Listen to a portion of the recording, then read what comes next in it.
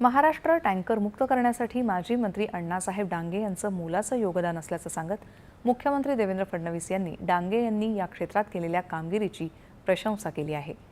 अण्णासाहेब डांगे यांच्या आत्मचरित्राचं आज सांगलीत आष्टा इथं मुख्यमंत्र्यांच्या हस्ते प्रकाशन झालं, त्यावेळी ते बोलत होते।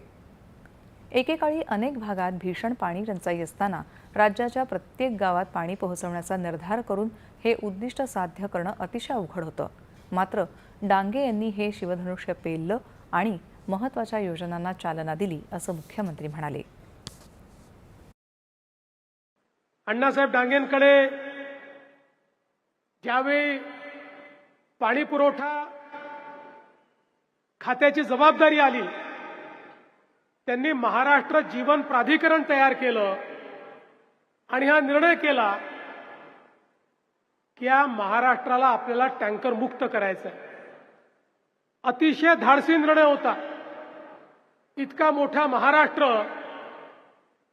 चांद्यापासून बांद्यापर्यंत हा पसरलेला महाराष्ट्र, गडचिरोलीपासून गडहिंग्लजपर्यंत हा पसरलेला महाराष्ट्र, ज्याच्यामध्ये दऱ्याखोऱ्यात राहणारे, डोंगरावर राहणारे, पठारावर राहणारे, दुष्काळी भागात राहणारे असे अनेक गावं, या प्रत्येक गावात पिण्याच्या पाण्याची योजना तयार करायची, त्याकरता सोर्स तयार करायचा, त्याकरता निधी उभा करायचा आणि प्रत्येक गावात पाणी पोचवायचं, हे शिवधनुष्य अण्णासाहेबांनी पेललं।